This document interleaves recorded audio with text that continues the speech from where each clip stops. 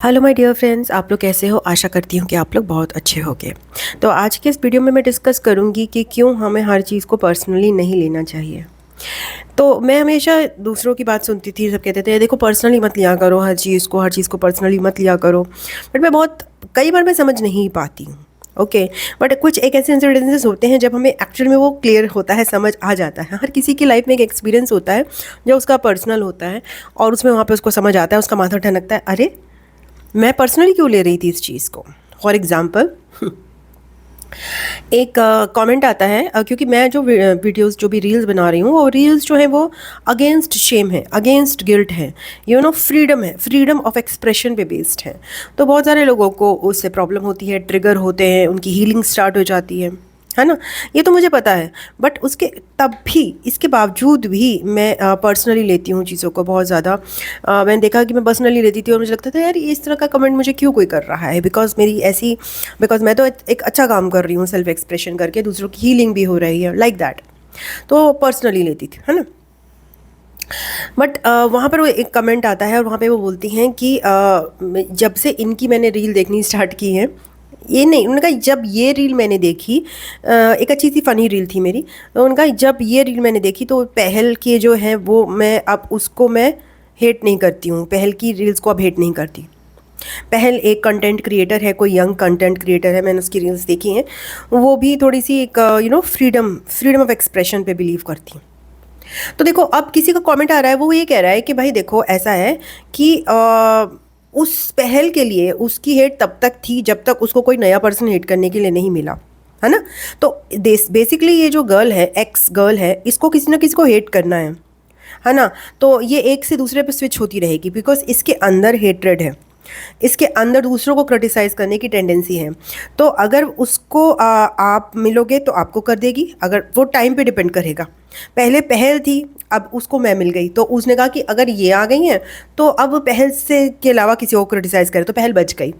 But अगर पहल ये सोचती है, अगर वो जो भी फर्स्ट कंटेंट क्रिएटर वो ये सोचती है, अरे मेरे को क्यों क्रिटिसाइज़ करे, क्यों, क्योंकि इनका काम ही है, इनका काम हेट करना, इट्स हर वर्क, एक जॉब है उसका, तो वो किसी ना किसी को तो करेगी।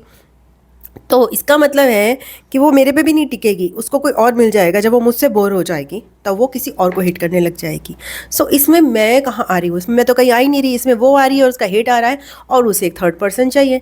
और अगर मैं यहाँ पे इन्वॉल्व होती हूँ, मुझे क्यों करा, वहीं पे प्रॉब्लम आ जाती है जब हम पर्सनली लेना शुरू कर देते हैं कि मैं तो बड़ा अच्छा हूँ, मैं बड़ी अच्छी हूँ, मेरे को क्यों कह रहे हैं। नहीं, it's not about us, it is about them. They are doing this because they want some scapegoat. उनको एक चाहिए बलि का बकरा जिसको वो बनाते रहें। उसने खुद ही लिख कर अपना चीज़ें बताई। बट कभी कभी हम फंस जाते हैं सब ट्रैप्स में, हमें लगता है कि हमारे साथ ऐसा क्यों है। उनको करना ही है, उनका काम ही है, उनका कर्मा ही यही है। सो आपको वहाँ से पतली गली से निकलना है ना, आपको वहाँ पर खड़े नहीं रहना। हम क्या करते हैं, हम उनको जज करने लगते हैं, खुद को विक्टिम समझने लग जाते हैं, तो हम वहीं पे फंस जाते हैं, उसी ट्रैप पे हम फंस गए। बट अगर हम ये सोचें कि हम यहाँ से पतली गली से निकल जाएं, और अगर हम पतली गली से निकल जाएं, then they will find somebody else to engage with, then हमारे लिए बहुत अच्छा होता है। तो बहुत सारे चीज़ों में सबसे जो एस्केप करना is a very good option. इसीलिए कहते हैं ना, हर बैटल लड़ाई लड़ने के लिए नहीं होती है, बहुत मुश्किल होता है। मुझे ये समझने में काफ़ी मुश्किल लगी है। बट मुझे ऐसा लगता है कि जब हम अपनी सही लड़ाई में आ जाते हैं ना, अपने खुद को पाने में, खुद के साथ जुड़ जाते हैं, खुद के साथ खड़े रहते हैं, खुद की एक रियल सेल्फ को एक्सप्रेस करने में लग जाते हैं और पॉजिटिव रहने लग जाते हैं कि चीज़ें हमारे साथ पॉजिटिव होंगी, नेगेटिविटी में नहीं रहते, डरते नहीं हैं, फियर में नहीं रहते हैं, तो क्या होता है, हम एस्केप करना सीख जाते हैं। और वो एस्केप बहुत ज़रूरी है बिकॉज बहुत सारी चीज़ें हो रही हैं और उसमें हमारा कोई मतलब है नहीं। फॉर एग्जाम्पल, तो हमारा इंगेज करने का कोई मतलब है नहीं। और 99% ऑफ द चीज़ें जो दुनिया में हो रही हैं वो इंगेजमेंट के लिए ही हो रही हैं। तो फिर they just want to engage people without any, it doesn't make any sense. Sometimes most of the things are happening just because they want you to be engaged, they want you to be distracted. ये मेरा personal experience था कि हाँ, चीज़ों को personal नहीं लेना है। ओके। जितना कम पर्सनल लूँगी उतना ज़्यादा फ्री रहूँगी, जितना कम पर्सनल लूँगी उतना ज़्यादा मूव ऑन करते रहेंगे, उतना ज़्यादा लेट गो करते रहेंगे, उतना ज़्यादा नेक्स्ट एक्सपीरियंसेस पे आते रहेंगे। और जितना ज़्यादा हम नेक्स्ट एक्सपीरियंसेस को ग्रहण करते रहेंगे उतना ही हमारे जो है बहुत सारे एक्सपीरियंस हमारे बहुत छोटे हो जाएंगे, है ना, वो बड़े लूप में रहेंगे ही नहीं। तो हम बड़े एक्सपीरियंसेस करने के लिए और बड़े एक्सपीरियंसेस करने के लिए अपनी लाइफ के सर्कल को इनलार्ज करने के लिए हम रेडी होते रहेंगे और ज़्यादा और ज़्यादा और ज़्यादा। Not in a negative sense, just because हम यहाँ पर दुनिया में आए हैं, हम अपनी दुनिया में ज़िंदगी को खुल के जी पाएँ, खुल के एक्सप्रेस कर पाएँ, खुल के जी पाएँ। और या भिन्न भिन्न तरह के एक्सपीरियंसेस हम ले पाएँ। जब हम एक एक्सपीरियंसेस से जुड़ के नहीं रहेंगे तभी हमें दूसरा एक्सपीरियंसेस मिलेगा, है ना।